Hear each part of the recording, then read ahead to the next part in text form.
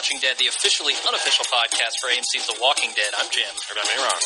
And tonight we're going to be talking about Season 2, Episode 7, entitled Pretty Much Dead Already. Do we have any news to start off this episode? I just want to point out an article that I posted to the Facebook site that was entitled 5 Ways That You Can Fix Walking Dead. Uh-huh. And I don't know if, to the extent that you agree that The Walking Dead needs to be fixed. It's from The Atlantic. But it has a really long kind of explanation for this. But it lines up with some of our thoughts, I thought. Oh, yeah? Okay. Again, sign up for our Facebook fan page if you want to read the link. But one was stop repeating scenes. Something that we've been on board on. Definitely. 2 is embrace the genre, which basically means more zombies and more horror. I don't know that I agree cliches. with that one, honestly.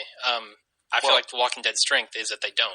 What they're saying is if The Walking Dead is not going to be a smart show or consistently smart show, it should go the other way. Yeah, consistently dumb. 3 is a big fan of ours, develop characters through flashbacks. Yeah, I've been saying that for a while now. And it talked about how Lost did that effectively, and even Mad Men. Number 4, keep things moving. Yes, please. It's okay to have more than one thing happen in an episode, really. Yeah. You'll be fine. And the other one is to punish morality or face moral compromises.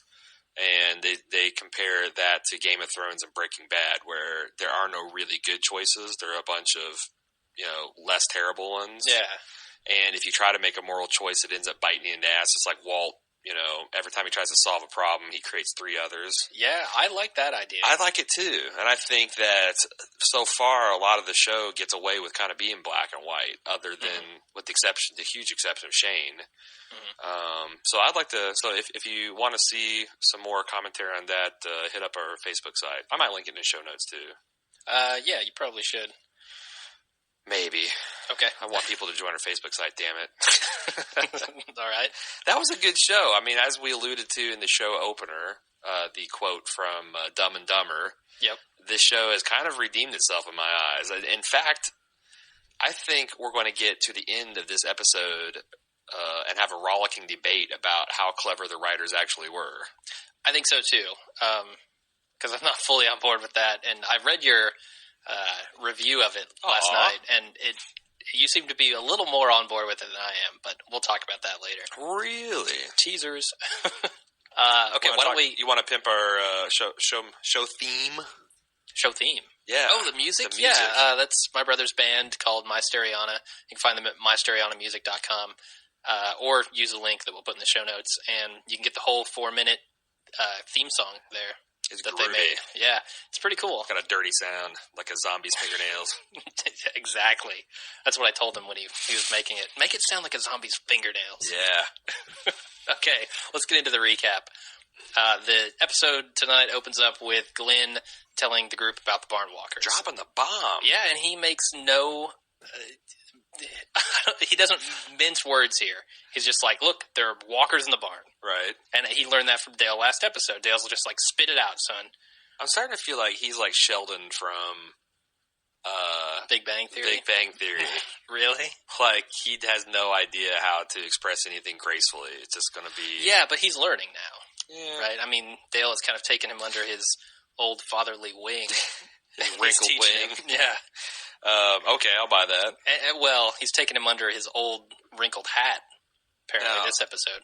And already, this thing gears us up to be in full Shane mode, right? Because he's, Oh, yeah. He's like, this, Rick's like, this ain't our land. And he's like, oh, yeah, well, this is our lives. And he's in full-blown redneck Shane mode. I loved it. I actually kind of turned a corner on Shane this episode. This episode? And I have problems with this. It's almost feel like I'm, it almost be like a next season Breaking Bad gets me to start rooting or liking Walter White again. It's like after all the terrible things he's done, why am I rooting for this guy? Yeah, I know what you mean. Shane is very much supposed to be the bad guy here, right? But you can't help but think, man, he's doing everything right to survive. Yeah, he's doing the Lord's own work here. Absolutely. Everything that no one else is willing to do, he's going to do this episode. Maggie's not happy, though. Maggie's very unhappy with Glenn, as we'll see later, but she's over there shaking her head. No, don't tell him. Yeah. but of course Dale tells him to, and he does. Have you heard of the new expression that's going around on Reddit? Nol, N-O-L. No. It's called like noping out loud. Like when something's so wrong, you go nope. You can't contain it. No, I haven't seen it. I think she was nolling. Yeah. To herself, if that makes sense. Sure. She was noping out loud in her head. Visibly. Yeah, visibly nolling. Yeah, okay. So then the group goes over to investigate the barn. And I'm still, every episode, blown away by the zombie makeup. I mean, Greg Nicotero and his team are masters. When the first zombie that stuck its, well, I don't want to say its lack of nose, his gaping nasal cavity, that was freaking amazing. Like, do you think that was blue screen or practical? A lot of the stuff they do is blue screen. Or green the stuff screen, where they, I guess now. Yeah. The stuff where they subtract from people, though, I think is typically green screen. Really? Because it's hard to, although, did you know that one zombie that was in the gymnasium that was his legs were chewed off that came after Otis? He was actually had lost his legs, a double amputee. That's what I'd heard, yeah. So and sometimes they'll get really skinny people so that they can build up the makeup on them. Maybe they got a casting call for a dude that was like missing a nose. They might have. Had a false There are nose. people that, yeah, sure. Like, what was that terrible Dan Aykroyd movie? I'm not a big that Dan was like Aykroyd from the fan at all. 90s. Like, I don't remember, but he played like a judge in a small town that wore a false nose. It was disgusting. Anyway, let's not. Was that with Tom Hanks? Was Tom Hanks in that? I feel like Tom Hanks was in that. All I know is the Digital Underground provided this. They had the Humpty Hump dance guy in there. They did like a whole music video randomly in the middle of the. We need to move on. Yeah, off topic. I want to say though that I continued to admire Dale up through this scene because like just when everybody was tearing into Dale, Glenn, he stood up and said, I knew about it too. Yeah, and. You know what? I thought we could survive another night, and we did. Yeah, he's not afraid. Last episode where he was talking to Herschel, he didn't say that Glenn found out. He said, "I was snooping around. I found the barn." Yeah, he was defending him. Yeah, and standing up to Crazy Shane is again no mean feat. Absolutely, and this guy knows how to stand up to Shane. Of course, Shane here, is totally laying it out, just telling everyone how it is. And I was actually glad he was there because he was keeping it trill. Yeah. I mean, 100%. It's like, look, what the hell are we even debating this for? This is insane. Mm-hmm. So then, of course, Shane goes over to check on the barn security. And I like how when he gets up close to the door and the zombie jumps out and scares him, first thing he does, instinctively reaches for his gun, which isn't there.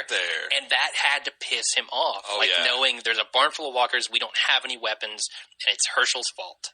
And I think that, and also Rick's. I think surely. That moment there set the rest of the plot in motion. Definitely. It was Chekhov's lack of gun. Nice. So then we get the scene where Maggie smashes an egg on Glenn's head, which I thought was pretty funny. Why would you waste an egg like that? I love that that's his first thought. Like, I can't believe you smashed an egg on my head. That was actually because it's annoying. He's thinking like a survivor. I like that. Yeah. He's taking some lessons from Shane. I wonder what happens if you smash an egg on Shane's head. I don't know. It would be absorbed by the lobes. Maybe. The lobes would just open their mouths and eat it. All right, moving on. Like the tongue from Into the Kung Pao? Yeah. All right. Again, let's move on. Next scene, Lori and Carl are talking about Sophia during the home party. I gotcha. You're cracking up over there. Yeah, man. I'm just seeing Steve who's the Odenkirk that was doing that? Steve Odenkirk. Was it? Yeah. Doing the little, eyes and teeth on Shane's lobes. Yep. God, you need Photoshop. That's on Reddit. Yeah. If it's not on Reddit by the end of this week, it's a moral failure on your part. It will be. All right. So Lori and Carl are talking about Sophia, and Carl's doing homeschooling, which was kind of cool to see. He's not actually. It? Yeah. The kids got to learn, right, dude? I've had school called off because there was like 3 inches of snow on the ground. Yeah. If a zombie apocalypse is coming and you can't get school called off, I'm calling bullshit. Okay. I mean, what's the other option here? That Carl goes through life as a dumbass? Well, who only knows how to survive? Yeah, actually, that would be an improvement, I think, on most of the group here. A little bit of focused, focused curriculum on running, cardio, gunsmith, shooting accuracy. Yeah, Sure. But he's got to be able to record what happens, right? He's got to be able to read and write. Whatever. I'll leave that to Dan Brooks. Okay.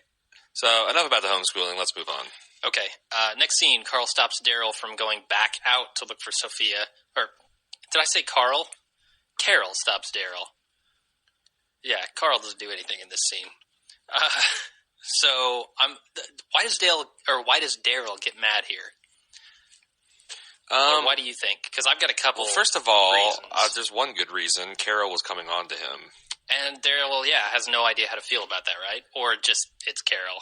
Yeah, that's where I was going with it. Were you? Okay. No. So I saw that as some attempted sexual tension with the writers. Sure. But a lot of people on the internet said that this was an evolution of their mother-son relationship. Because in the show, I think they're trying to portray Carol as older than maybe she looks or something. But a lot of people are getting a mother-son relationship. Did you get that? No. I'm picking up love interest vibes from that relationship. Well, now, okay, from who? From Daryl to Carol or Carol to Daryl? Obviously Carol to Daryl right now. Really? Yeah. So do you think that she got hotter when he called her a dumb bitch? No, I think... With her history of abuse?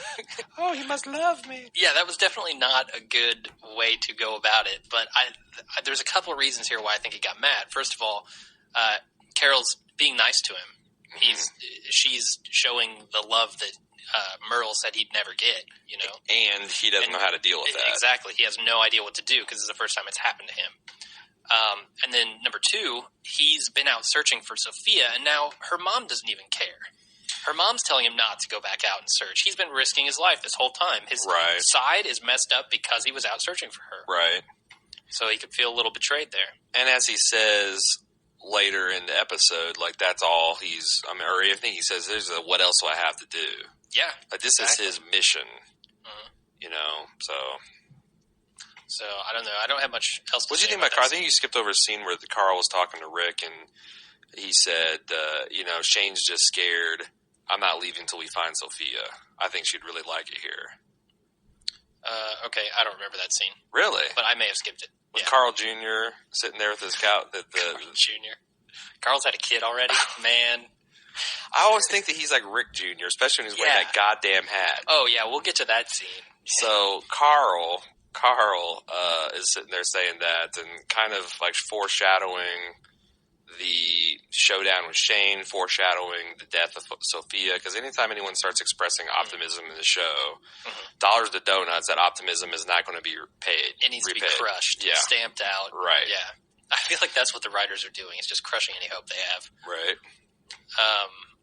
So moving on to the next scene, Dale gives Glenn his hat and then talks to Andrea about Shane. Yeah, I'm glad that Glenn didn't have to join the hat club just to get a hat, I'm glad he didn't have to get shot in the stomach, too. Oh, is that the hat club? Yeah, I remember. Oh, well, he didn't want Rick's hat yet. Oh, really? Once he decides, hey, I want Rick's hat. It's all over. There's a bullet waiting for him. Yeah. So why when Dale is in the RV with Andrea, doesn't he come out and tell Andrea what Shane did as far as lining up Rick in his sights and holding him there, as he said last episode? Because that's not his style, man. He's a lot more passive-aggressive. You think? Yeah. He wants, I think, and a reader kind of nails him when we get to the feedback section, he kind of wants everyone in the group, except for maybe Shane, who he's identified, to love and respect him. Okay, yeah. So he just didn't do it because, maybe she wouldn't believe him, and then he looked like an asshole again? Or I guess. Because what bothers me about Dale, because again, I had some grudging respect for him last episode and early on in this episode, but his modus operandi seems to be, I don't trust a group to make their own decisions, so I'm going to take actions to make sure I get my way. Yeah. I'm going to fake repair the RV so we can't leave, Yeah. So the debate for to leave Sophia never even happened. I'm worried about Andrea shooting herself, so I'm going to steal her gun. Yeah, he seems to be holding very important things hostage. Yeah, I'm worried that Shane is going to do something rash with the barn, so I'm going to steal all the guns and take them. Steal all the guns and take them into the swamp. Yeah, and I hope the writers are building that to pay off and bite him in the ass. That would be nice. That really would. Because that is a very shitty way to lead your life. That not only do what you know is best, but you're going to then cripple and handicap the people you love so that they can't make a decision contrary to you. It's very controlling. Yeah. And that goes back kind of to, I don't know, the morality stuff. And something that you said earlier about how, I want to talk a little bit about that number 5 thing and how to fix Walking Dead. It seems like they do have a lot of moral choices in the show, and yet every time Rick chooses the moral path, nothing bad happens to them. Right. Do you think that's on purpose from the writers? Are they saying that maybe things will work out for you if, like, good karma sort of thing? Give me an example, because we'll go with the Sophia thing. Yeah. Nothing bad has happened to them. Carl almost died. Otis died. Sophia ended up, they risked their lives. Carl's fine now. Otis, he didn't care about Otis. There was no lasting permanent damage yet. Now, I think that they're really, I think season 2.5 is shaping up to be a fucking catastrophe. I hope so. Yeah. I think we're going to see the chickens kind of come home to roost in this episode. Yeah. Or the second half. Back half of season 2, for sure. Yeah, that'd be cool. If not, I will be kind of disappointed, because you're right. There's been some bad things that happen, but they literally are erased by the next episode. Speaking of bad things happening, when Glenn asked Dale to take over Watch, I assumed the walkers were going to bust out of the barn immediately and start eating people. I knew Dale was up to something. I didn't know what he was up to. Well, I'm just saying, when Dale is a lookout, bad things happen. Oh, for sure. And I've actually got a theory on that we'll get into a little bit later. Okay. But we'll see. So next, what do you think about his whole speech to Andrea about you want the beat? This really turned me off, this whole passive-aggressive thing. It's like, anytime you want to beat me up anytime I show concern. No, she wants to beat you up when you're sticking your nose inappropriately and being an asshole. Yeah. He's got this raging nice guy syndrome that kind of makes me sick to my stomach. I alternate between thinking he's got this strong core and thinking he's got this Weasley way about it. Sure. He's definitely Weasley and manipulative But he also is tough and strong in a weird Yeah, he'll stand up to Shane. He'll stand up to Rick or Herschel or anybody who he needs to. But in certain respects, he's weird. I haven't quite cracked his nut yet. Sure. So let's go to the next scene. Rick confronts Herschel about the barn. And I have to say, every time that Rick and Herschel are on the screen together, I'm riveted. I love their conversations. I love their interactions. Herschel's a really good actor. He's fantastic, yeah. He plays inner turmoil very, very well. As we can see at the end of this, especially, man, he blew my socks off at the end of this episode. A lot of people had a problem with that portrayal. We'll get to that later, I guess. Oh, you're kidding me. Okay. Psychotics. Next scene. If you disagree with Jim Jones, you're psychotic. Did you have anything else to say about that conversation that they had? No, moving on. All right. So Rick reports back to Shane and tells him Lori's pregnant. That's his trump card this whole episode.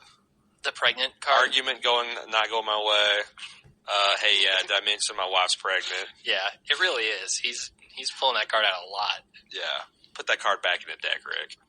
So Shane is kind of blown away here and manages to just barely congratulate him at the end. Right.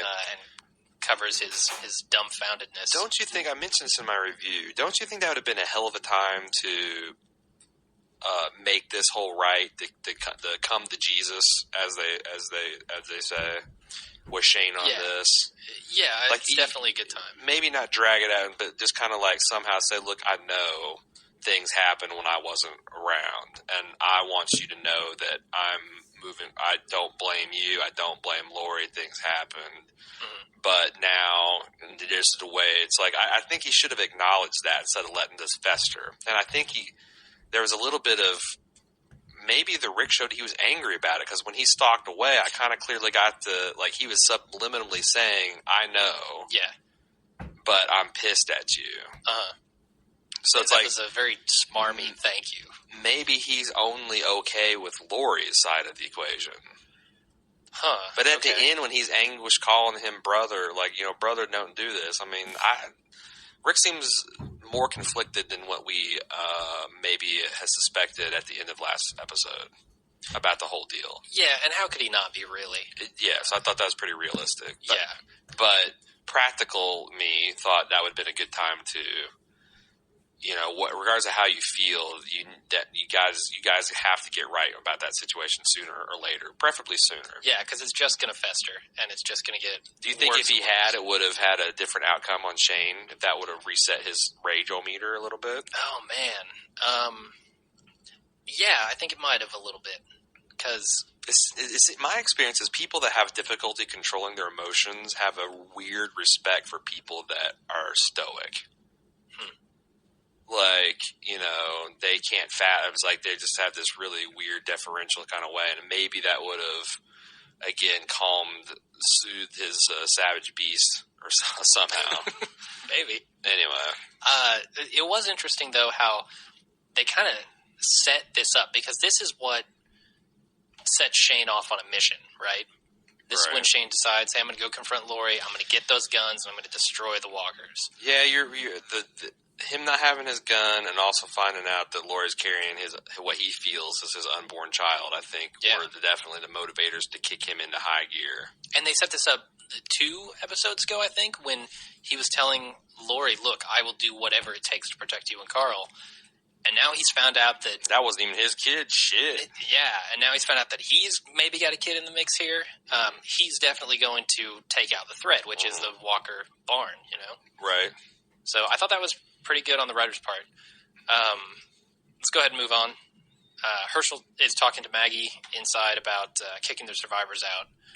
And I'm not quite sure why he's still sticking to his guns now that they know about the walkers. The only thing I can come up with is that maybe he feels, because he says something about that he doesn't want the responsibility. So maybe he feels like he'd be responsible for these people if he let them stay. Like no, man, I'm sticking to my guns from my analysis of last episode, that Herschel sees this as a, powder keg about to go off, and he wants no part of it. He doesn't want him to stick around because he knows this is an untenable situation with elements like Shane and, and then Maggie's coming in for the 2-punch, calling them walkers and stuff. You can already see this kind of like poison and, and he's got this rose-tinted glasses. Like, Rick's very viably saying, hey, we could be stronger together. We could help you fortify this. We could help you, which is something I've been fucking saying since episode 2. Mm-hmm. Like, as these jerk-offs are wasting time fixing dinners and washing their clothes and fishing zombies out of the well, there are perimeters that could be put in place and defenses to make, and it's just no sense of urgency on that. So it's like, that was a good sell by Rick. And Herschel, I don't think, like he says, it's like, you don't know. Things are different out there. You've been sheltered. Yeah, you saw it on the news, whatever. Right, but that's like, since the cameras are turned off, things have gotten even worse. Yeah. Now, someone said on the internet, this was in, I think, Alan Sepinwall's blog, a comment that he thought that Herschel, when he said, these people can still be saved, he was talking about the humans. And then Rick addressed that and says, like, yeah, being out there changes you either into them or something that's not, that's no longer human. Yeah. What do you think of that analysis? Because watching it, honestly, I didn't really get that. I did not get that. So you're saying that Herschel was talking about the people who are alive, not the zombies? But he's basically saying, I'm trying to save my living family from being like you people. I didn't pick up on that at all. If anything, I picked up more of like a religious connotation to it. I did too. I think it's an interesting interpretation, but I just don't see it. I don't see any basis for it in the episode. Definitely not. All right. Do you want to talk a little bit about the religious issues here? Because they've been going into that quite a bit. Not really. Do you have an angle on it? Basically, my only impression here was a lot of the religions that I'm familiar with are kind of hostile towards outside ideas, towards people who think differently from what they've been told. And Herschel very much seems like he's protecting his family from the influence of these survivors. Right. Well. This is okay. So this is why it's bad to use the Bible to win an argument, right? Because Sure. it's black and white. There's no gray. So you're going to have it turned in your face and used against you, just as Maggie does in this very argument. Mm-hmm. She's like, love your neighbor like yourself. Way to go, Dad. It's black and white. There's no gray. So you're going to have it turned in your face and used against you, just as Maggie does in this very argument. Mm-hmm. She's like, love your neighbor like yourself. Way to go, Dad. Yeah. And he's got he can say, well, it's different. Well, no bullshit. It's in the Bible. Well, he should have just quoted another part of the Bible that directly contradicted that. Probably. That's why, again, when you're talking about, I don't care what you personally believe, but when you're setting public policy, like who you're letting on the farm, who you're kicking off, maybe don't use the Bible as your basis for making that decision. Maybe. Yeah. I don't know. I could be wrong. All right. I thought it also was funny that Herschel still doesn't know Glenn's name. He calls him the Asian boy. Yeah. Right. Moving on. Rick and Andrea are still planning to go look for Sophia, of course. And Herschel recruits Rick for a job. I don't have much to say about it. It's a very short scene. Basically, he's talking to Andrea about, let's go around this way and go into the woods. And Herschel comes up and informs them all it's happened again. Yep. And tells Andrea, no, you're not coming with us. I think he sees her as a crazy, as one of the cray-crays. Yeah, and I think the only one he doesn't see like that is Rick. And Dale. I think he actually respected Dale. Yeah. I think he sees it's Asian boy, Shane, Andrea, Laura, all of them are the irrational crazies. Daryl for sure. Yeah. Rolling up on his SS, white supremacist hog. So. Yeah, definitely. Would you like to shake your mic boom a little bit more there? I'll try. Yeah, some more. Okay, so next scene, Shane tells Lori that Rick is basically worthless and the baby is his. I don't know. This scene was weird to me because I get what Lori's saying. She's saying, look, regardless of whether or not this is your kid, Rick is still here, and we're going to raise him like it's ours. There's no thought as to whether or not this might be your kid, so get it out of your head. But of course that's not going to do for Shane. Not at all. Yeah, I don't know how Shane really feels about his progeny, honestly, because in the zombie apocalypse, maybe there's room for alternative lifestyles. Maybe they could raise it in it takes a village after all. Maybe it takes two dumbass sheriffs to raise a child. It might, yeah. And get him the book. Go send Glenn out to the bookstore to rumple through for a used copy of I've Got Two Dads, and explain to him how things are going to be. I don't know. I appreciated Lori's loyalty, but I also think it was probably the wrong call to dismiss Shane like that. Yeah. Especially knowing what she knows about his kind of stability at the moment.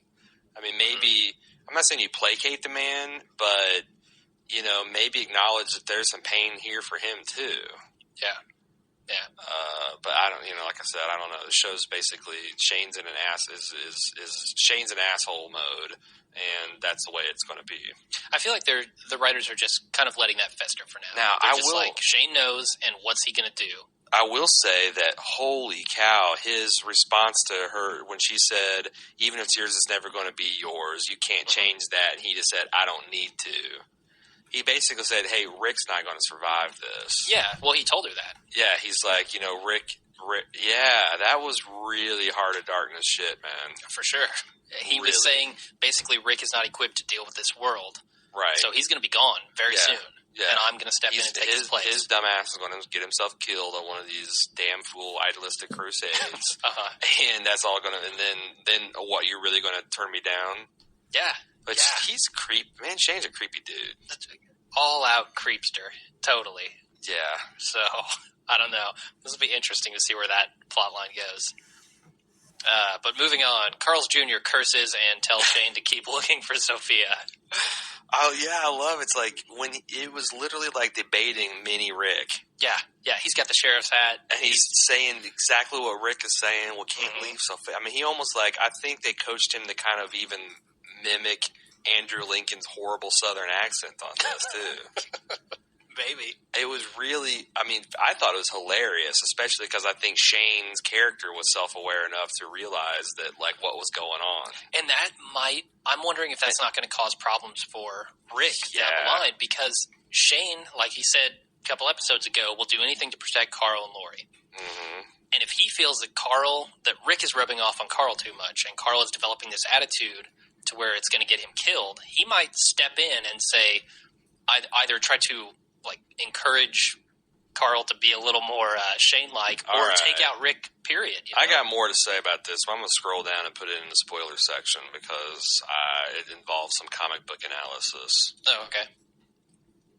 Well, while you're doing that, I'll go ahead and talk a little bit more about the next scene, where Shane realizes that the guns are gone. And I really like his conversation with Glenn here, where Glenn's standing up on the roof and he's talking to him and he says, "Man, I don't get it." And Shane's just like, no, man, you don't. No. And he walks off like he's about to do something.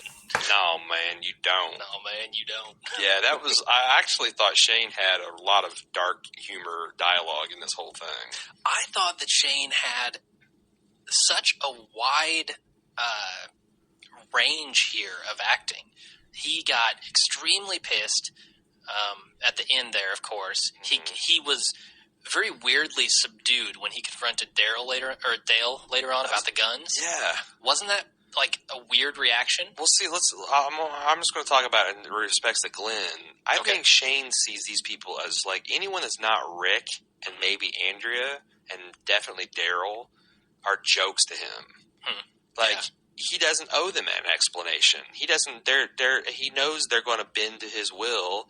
They don't have this backbone to stand to him, so it's like they're like children to him. Yeah, it's like you don't argue or reason with a child after to a certain point. You just take, it's like, give me the knife here. I'm taking it from you. Yeah, and when they say they don't understand, you say, no, you don't. Yeah, that's right. Because I told you. That's why. And I thought that came across that he just has contempt. I mean, he has gotten his little worldview. I mean, after killing Otis, he now just has contempt for these people that are, living in La La Land on this farm. Yeah, you're absolutely right about that. I like that take a lot. Well, thank you. Moving on, Rick and Herschel and that one kid, not Chris. Jimmy. I believe it's actually, Jimmy? I think it is Jimmy. Is it? Okay. Rick, Herschel, and probably Jimmy snare the Swamp Walkers. And they're like... This is fucking ridiculous. You're right. This is insane. I want to have a feel, like I haven't written the survival review yet. I took it off. It was fucking day after Thanksgiving. Yeah, come on. I will write it eventually. I'll write it probably tomorrow or Wednesday. But when I write a new one on Friday, I'm going to have a field day. Oh, yeah, with this scene and this scene a couple could go like three different things because not only are what they're doing fundamentally stupid, which, okay, whatever.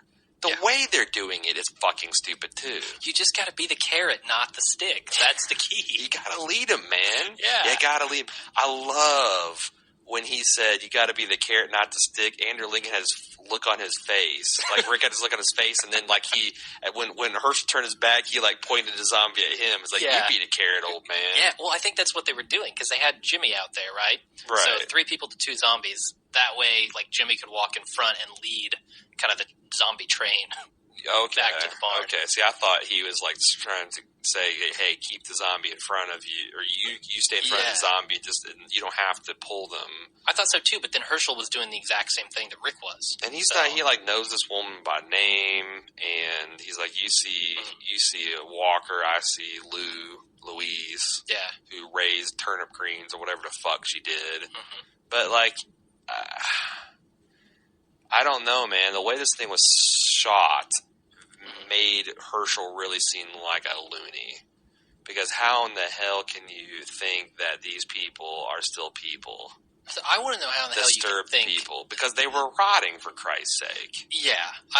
It's so blatantly obvious that these people... Like, when you see a walker in the barn without a nose, Which maybe you can argue that Herschel, because my theory last week was that he was getting these people in reasonably fresh conditions. Like he sealed his wife and his stepson in the barn after they just turned, and they looked kind of like Amy type condition. And he hasn't. He's made the girls go and feed him chickens and stuff, and he hasn't had anything to do with it. Yeah. I don't know, man. Seeing these people, and I guess the other thing is that Otis used to do this. Like exactly. Herschel's not really up to speed. Maybe. Yeah, and if you watch The Talking Dead, we need to talk about that because there's a lot of people that were outraged about how Herschel, like they're basically presuming that Herschel knew Sophia was in the barn. Well, here Robert Kirkman explained it exactly, that Otis was the guy who did this. And before they ever started searching for this girl or anybody knew about it, Otis was dead. So they never had an opportunity to say, hey, we've got a girl in the barn, because nobody knew. His timeline that he laid out was basically Otis got her, put her in the barn, and then went hunting for deer, and then shot Carl, and then all that stuff happened, and he never had a chance to say, hey, I found a strange girl. Because I'm sure, so they're laying out that timeline now. I think that's kind of bullshit in the same way I thought that the way Villigan and crew did the sequence of the ricin poisoning and the lily of the valley poisoning, it doesn't really make sense, and we never really thought it through, but there's probably enough time in there to do it. It's like, I don't like things like that because most people on the internet that I'm seeing being outraged on that are completely right. It's like, this isn't something, with the way Herschel sees these people as you're sitting around at dinner, Otis would be like, yeah, I found a little girl. It's so sad, strange. This would have been a misunderstanding to just all cleaned up. So yeah, what were you doing out in the woods? Yeah, maybe we were looking for a little girl. Right. Oh, I found a little girl. Right. Yeah. So and they had a couple. Did they have a couple days to do that? Between the time that Carl got shot and they got back to the farm, and when they went out to look for the medicine. That was the same evening. But they're postulating that so basically Sophia was dead within the first 2 days. Yeah. When they were looking for her at the RV, which seems kind of weird based on what Shane found. It doesn't, that those cans and stuff looked like they were less than a day old. So I don't again. It seems like the timing is a little bothering, but I'm going to whatever. Yeah. If the creator says that this happened, I guess this happened. I don't subscribe to that theory myself because, again, I've got some long-standing issues with Villigan. Sure. As I went on about Breaking Bad, I don't buy all that shit, but, what are you going to do? Yeah. So they haven't thought it through. That's it. There's nothing in the series itself to substantiate these claims, but the word of God is this happened. Herschel apparently didn't know. Yeah. There you go. So, another thing that Herschel apparently doesn't know is how easy it is to wrangle a zombie, because he says it's easy. Yeah. And Rick questions it. Rick's like, I thought you said this was easy. They came so close to getting bit 2 different occasions. Yeah. But there's actually, I think, some significance to the Herschel saying this is easy, because after Rick questions, I thought you said this was easy, he says, easier than some things. And I think what he's saying there is it's easier for me to do this than to shoot them, to kill them like you guys are. Nah. I think it's there. Yeah, I think you're right, but I'm just like, this is my response to Herschel. Nah, point and click is much easier. Thank you. Gotcha. Thank you. Yeah, I mean, Herschel's look at me. I'm pointing. I'm pointing. There, it's done. Point and click. Yeah. So Herschel doesn't see it that way, though. Apparently, Herschel doesn't see much because he fell. He must have fallen hip deep into water because his pants are soaked up to his hips in this scene before he gets even into the water. I think he just pissed himself. Hip to ankle? That's pretty impressive. Right. On both sides. Okay, let's move on to the next scene. Do you think he's a little out of touch because he's pushing his my barn, my farm, my rules? But he don't got any guns and he don't have any muscle. Yeah. So he's actually. It's weird that he's relying on these people's innate goodness to not just take advantage and overrun him and overthrow him, but he's suspicious that they won't respect his rules or respect his demands that they get off his land. That seems kind of odd. That you either trust the people and the fact that they're good folks and they're going to listen to what you say, or you don't trust them. At which point they're just bandits. And why wouldn't you think that the second you like give him static. They're just going to be like, oh, okay, well, if you won't give it, we're taking it. Yeah, he's in a very tenuous position. Do you think there. part of that is because the group is kind of split between the people that would take what they need by force and the people that are he's trying to play them good? themselves, maybe? Maybe that's why it's such a mixed message, because the group is mixed. Possibly. It's not all one thing. Yeah. Okay, so moving on. Daryl takes Carol out to the Cherokee Rose and apologizes. Yeah. I don't know. The Cherokee Rose thing doesn't do it for me. I liked it when it first kind of came up. With coming the up again. And the fact that it doesn't turn out well. I mean, I do like that Daryl apologizes, right? Because he was a huge dick before. Yeah, he was. He needs to apologize, and Carol's been nothing but nice to him. There was a nice image macro on Reddit. It's like douchebag Daryl. Andrew shoots him, says everything's okay. Carol's nice to him. Dumb bitch. You know? Yeah. Or there's a scumbag Daryl. No kidding. That's horrible. Moving on. Rick and Herschel continue to wrestle with the zombies again, of course. I don't have anything to say about that. It's short. It's action, whatever. Let's get to Glenn's conversation with Maggie. Absolutely. So this is where he tells Maggie basically why he told the group about the barn walkers, and he doesn't apologize here. He does not apologize. He tells her why she needs to stop thinking he's crazy. I said in my review, like, Glenn meets Spine, Spine meets Glenn, and it's a goddamn overdue, meeting. Sure. He manned up and said, like, I'm not going to apologize because I'd rather you be angry at me and alive than, happy and dead. Exactly. And he says secrets get you killed. Yep. And that's perfect considering last episode, it's called Secrets, Maggie almost got killed. Mm-hmm. Like, I thought that was a cute little nod to that. And then, like, I love the fact that he's like, look, I don't care about the debate. I don't care if they're sick people. I don't care if they're walkers. All I know is they're dangerous. Yeah. Like, even if they're just sick people, they're fucking dangerous, and there's a barn full of them, and I don't want you around that. Yeah, and why can Herschel not see this? He's got what's clearly a living family around him, and then he's got walkers in the barn. Right. And those people are dangerous. He knows they're dangerous. They try to eat him every time he finds one of them. Right. So why does he keep them out there? It's insane. I don't know, It's insane. There's a lot of things people that do in the real world that I don't understand. I kind of want to get political on this and go into, but I'm going to stop because our religion and politics in one show. Yeah, man, our iTunes reviews wouldn't survive. No. The other thing I noticed in this scene that Glenn, he's sitting up on top of the RV, right? Right. Maggie comes walking up the road. He doesn't notice her until she's 100 feet away. Mm-hmm. She's walking up this super long road. Mm-hmm. Super long. He's got a mile's worth of visibility. He sees her 100 feet away. He's wearing Dale's hat. That's what it is. It's like -5 the perception. Yeah, or it's so floppy that it comes down over his eyes, maybe. Well, like a sheepdog's hair? Yeah, exactly. Now, why do you think... Okay, wait a second.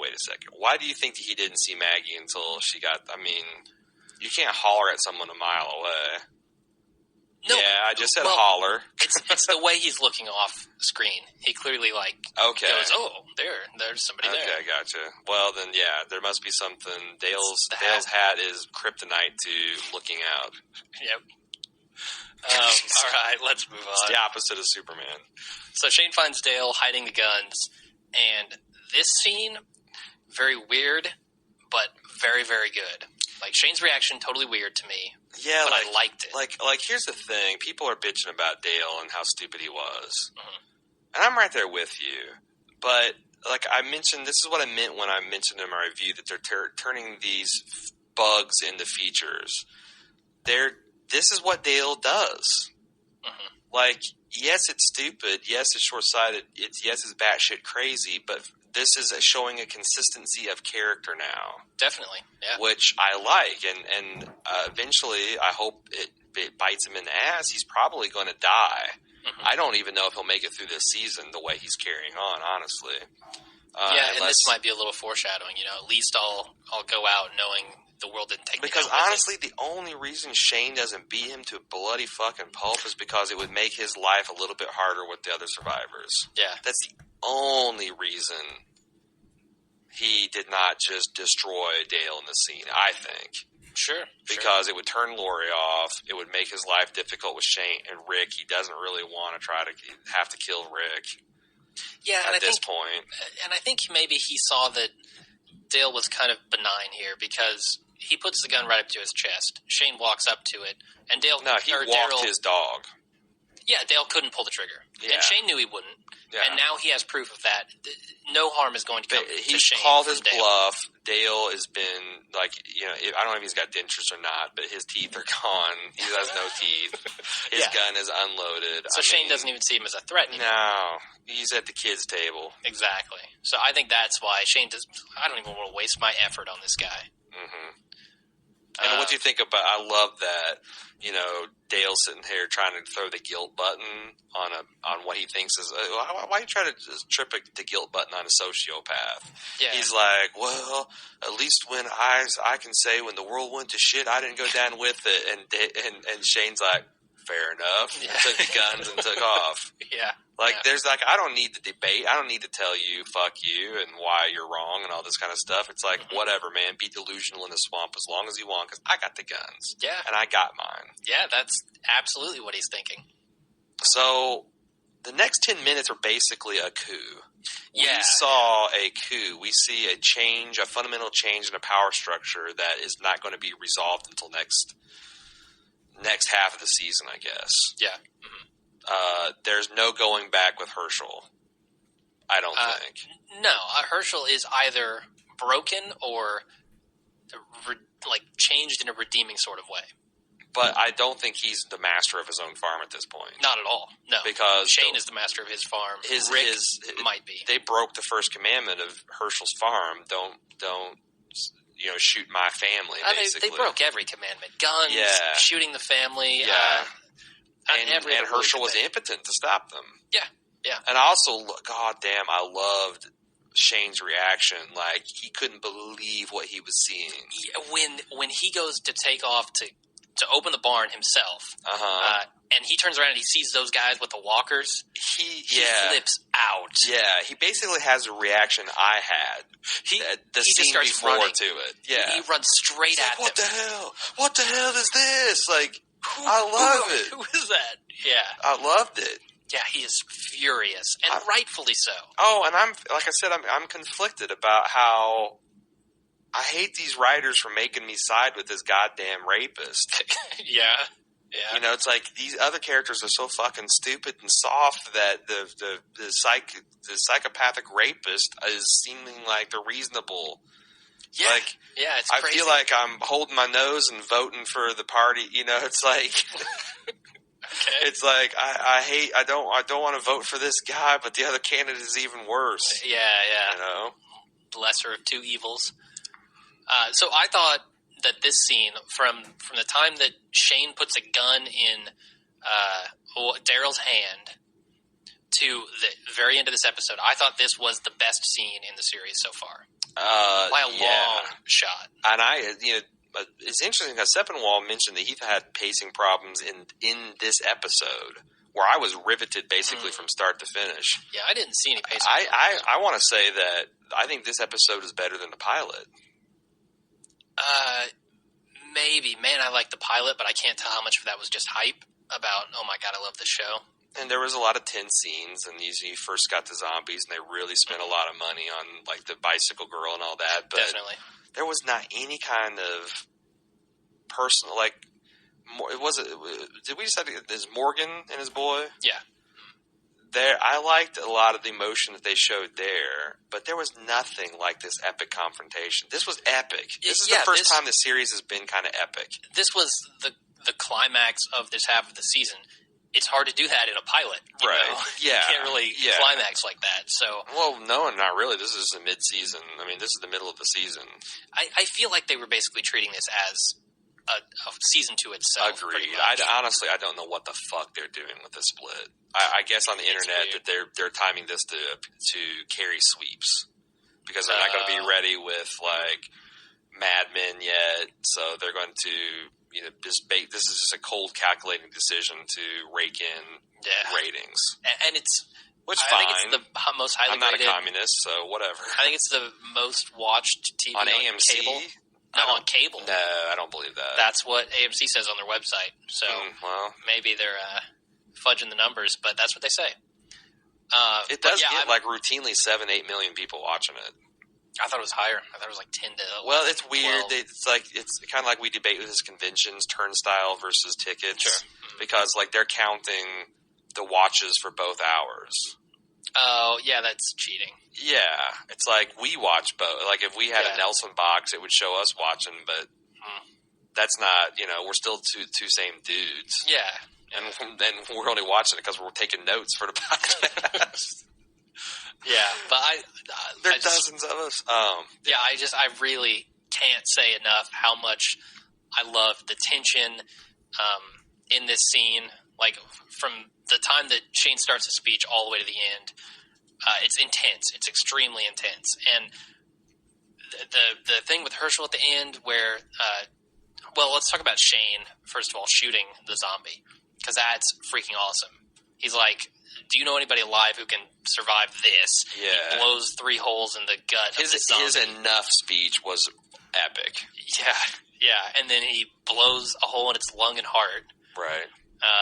Not going to survive that. And then he's finally like, yeah, this is enough. Bam. He takes it out. And Herschel is crushed. Mm-hmm. Absolutely devastated. And what was the problem people had with this? Because I thought it was fantastic. Well, I thought his that reaction. He basically, he was shredding. He was destroying Herschel's faith second by second. First, like, look, okay, you're a doctor. You think these are sick people. I just unloaded half a clip in this person's heart, lungs, and body and vital cavities, and it didn't do anything to them. Yeah. And then he goes enough, and he shoots them. But like it was pretty. I think that more they had a problem later when he was kind of blue screened.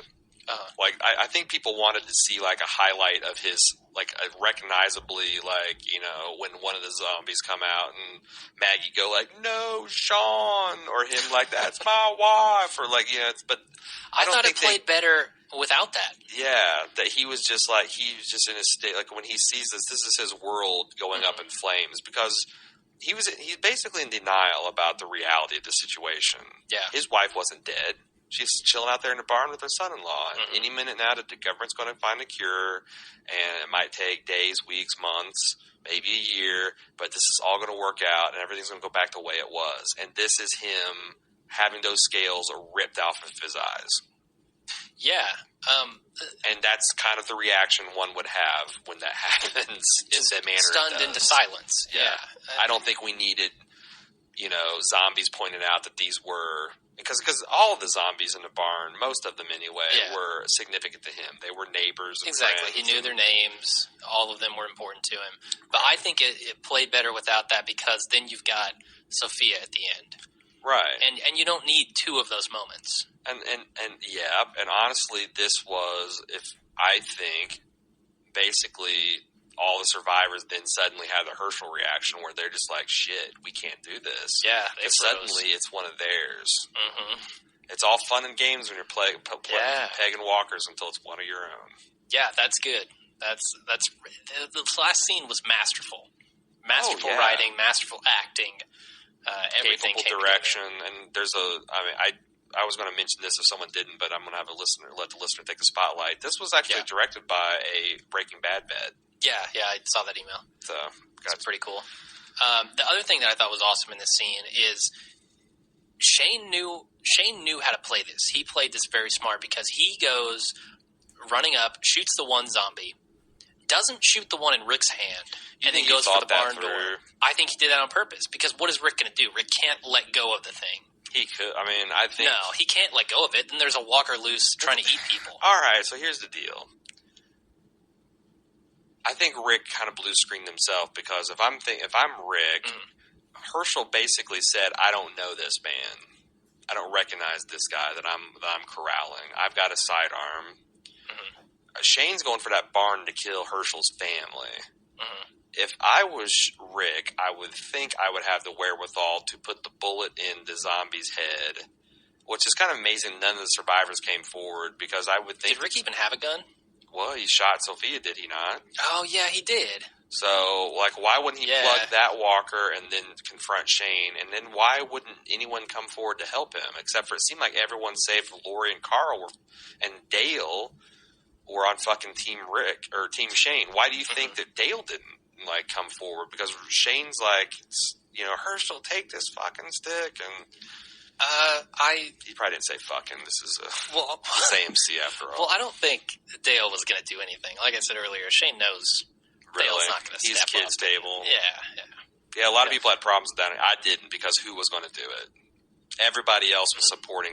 Everybody else honestly wanted Shane to win this argument. Other than Lori and Carl, what the hell are they going to do? Nothing.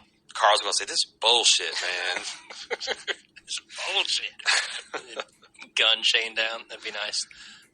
So the review, we were spoiled as shit. I didn't think it was any less powerful. For the people who stuck around or didn't stick around last week, we talked about this screenshot where Sophia comes out of the barn. Mm-hmm. So we were super spoiled, and I still loved every second of it. Yep. I knew it was coming, but it still had a lot of power for me. Speaking of Sophia, let's talk a little bit about Sophia's storyline and Rick's involvement in it, because at the end, the person who has to put Sophia down is Rick. Right. And I think that this moment kind of represents a fundamental shift in his character. Nah, I don't buy it. I think it does, because I don't want to spoil anything, so I'll save that stuff for the spoiler section. But I really do think that Rick is coming out of this a different person. Herschel's coming out of it a different person. There's character. Nah, I don't buy it. I think it does, because I don't want to spoil anything, so I'll save that stuff for the spoiler section. But I really do think that Rick is coming out of this a different person.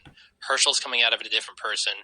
They're having their Shane moments that Shane had 2 episodes ago with Otis, or 3 episodes I don't know. Maybe. I also think that this was Rick. You know, Shane says he doesn't have what it takes, but fucking Rick made it from Kentucky to Atlanta alone. And yes, Rick has got an altruistic streak, but he also can get shit done when it needs to be done. And this was his. Now my question is this going to be strong enough for him to retain his? Is he going to be able to keep a hold of the conch? Is he going to be able to keep?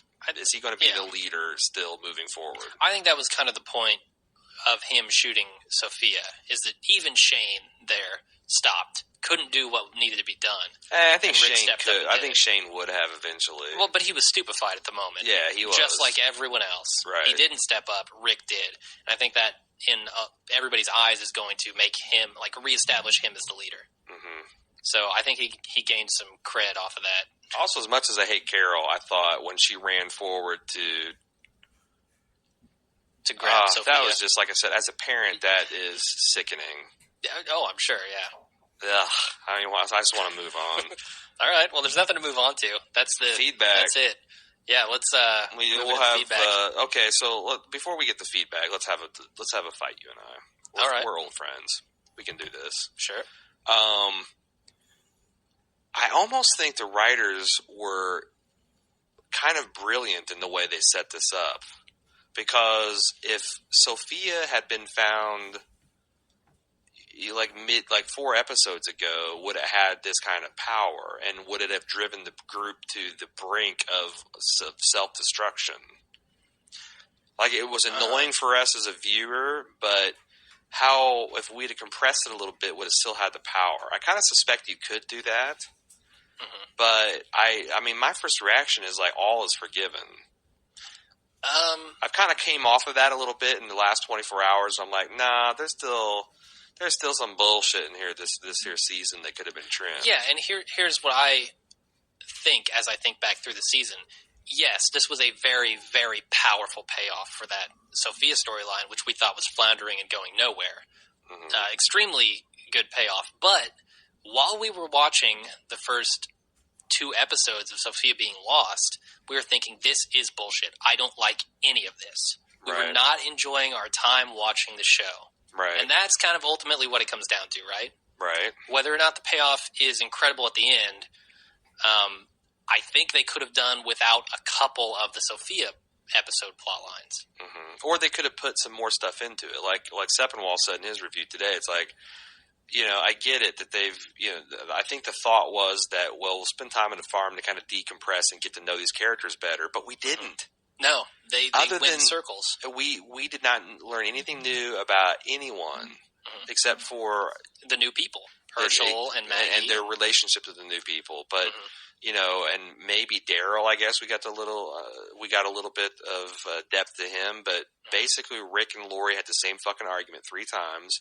Shane and Rick had the same fucking argument 2 or 3 times. Daryl and Andrea had the same argument 3 times now. It is not very economical writing. And just because, now, I guess what my thought is we know that right now, about this part in the season, the last 2 episodes is where the creative team kind of hit the fan with that, with AMC letting Darabont go and the change of power. And probably a lot of this stuff was edited more by the new creative team and, its direction was set. Do you think this is a harbinger of good things to come? Honestly, I have no idea. In my mind, AMC has totally messed up the production of this thing. Like, somehow, by some miracle, they are pulling it off. Yeah, it's still by a good the skin show. of their teeth. But judging by the internet reaction, which is whatever. Yeah, but what the problem I have is, what are they doing with an irregular writing staff? What are they doing hiring one-offs to write episodes? I feel like they're treating this like it's Star Trek: The Next Generation. Exactly. I feel like a guy came in and said, well, I'm going to send Sophia into the woods. What's the next guy going to do with that? Yeah, right. I'll just sit it here and leave it. I think there's no investment from the writers. I think that's the way Darabont wanted it done, and that's one of the reasons they shit-canned him. Good. In that case, then. Right. Because that is not a way to run a show. I kind of feel the strong way that he's like, this is going to work, and, we've got me and Kirkman are going to guide this through and shepherd it through, but we don't need a regular team of writers and all that kind of stuff. And, man, I hope they go more towards a Breaking Bad Mad Men model. Yeah, because you need that consistency to pull this off. Otherwise, it feels disjointed, and you get characters going around in circles like we did, and it just seems to make sense to have a cohesive writing team. Now, do you think there's the other reason I think that the writers might be evil geniuses is the fact that they had some of these characters be such dumbasses played completely into their hands to set up this survivors versus not survivors versus the people on the sidelines that need to choose. Yeah. Like by my count, and I mentioned this here's the way I got it scored. Survivors, Shane definitely. Andrea now. Andrea maybe. That's definitely the way she's shaping up to be. Yeah. And Daryl. Okay, those are the people that are going to survive, no matter what. Sure. They might be different shades of gray or different good or bad, but they're going to survive. Maybes are like Rick, Glenn, Maggie. Who else? That's it. And Carl. Carl's definitely a maybe. And then the ones that are not survivors. Dale, Carol, Lori, Herschel. Yeah. So it's like I almost think that they did this as we're sitting there raving at these characters. The writers are chuckling, saying like, "Oh, we're setting you up for Shane, man, because you're hating Shane now, and you can't believe he did this Otis, and then 4 episodes later, you're going to be cheering him." Yeah, I kind of think that that's a little brilliant how they did that, and it plays kind of both sides of the fence. It gets the audience to pick sides. Like I believe in what Rick is doing. He's making the morally correct decisions, whereas Shane is making the survivor correct decisions. Right. So I got to give him more credit than I did 2 episodes ago for sure. But I have a hard time believing they had this all thought out and decided this is what we're going to do this season. No, but that's why it didn't hang together more than it did. But I do think they had this. I think they have it planned out as far as thematically, which is why that's the only reason this episode could pay off. Same kind of reason why George Lucas kind of got away with the Revenge of the Sith, because thematically I think he had all that stuff laid out in his head. Didn't make a lick of sense, but a lot of people for some reason we liked the last one a lot better. Well, it's because the themes that he'd been played actually paid off, even if the plot didn't come together. And I think this is... And because the first two were huge turds. Well, see, the parallels with Walking Dead is I think on the whiteboard they had themes like survivors versus not and humanity versus savagery and all that kind of stuff that the writers, that was their Bible.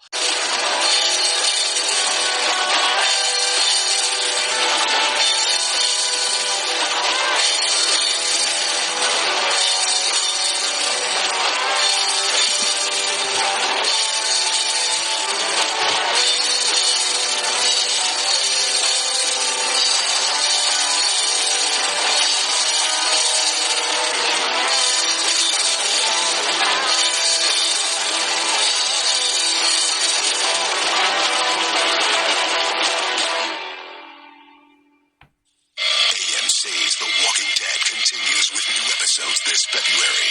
Where's Herschel? We can't find him anywhere. I'm going after him. They're about to get us all killed. Then we have to stop that. He's dangerous. Now, what are you saying? What do you do to keep this camp safe, huh? What do you do? Don't you tell me about getting my hands dirty. Back off! No one else gets hurt.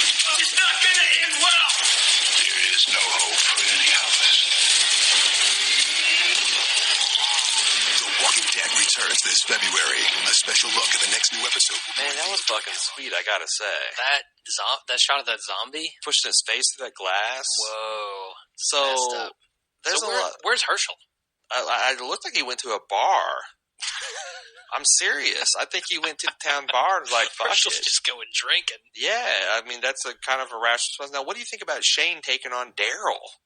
That's like it's a Clash of the Titans, man. I can't wait to see it. I cannot wait to see that. And they're showing his string of ears and like Carol stumbling across. Oh, imagine if he adds those lobes to it.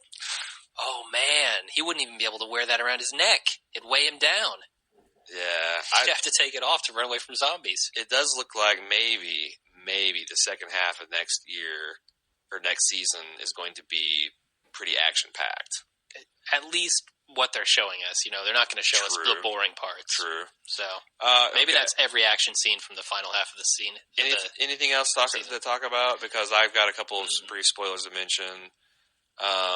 What do you think about the fact that Sophia is still around in the comics and actually is a major influence on Carl?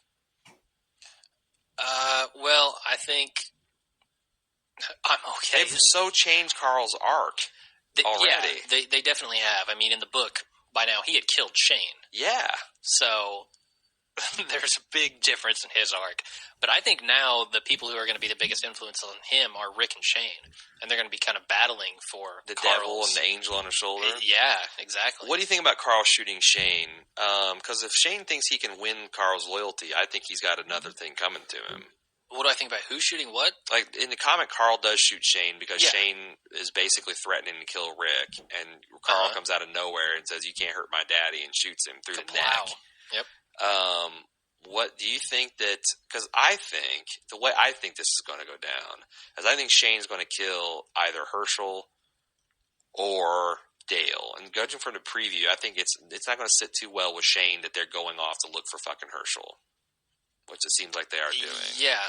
I think he's going to kill one of those two, and then when Rick has to confront him about it, it's going to get violent, and then maybe Carl kills Shane. Maybe. I mean, they could definitely bring it back around to Carl killing Shane. Don't you think that Shane has to kill a survivor at this point?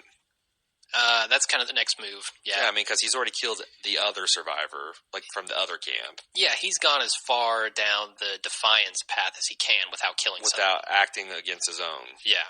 And Herschel's a perfect candidate for that, right? Because he wants him off the farm. He's been resisting Dale or the whole Herschel, time. honestly.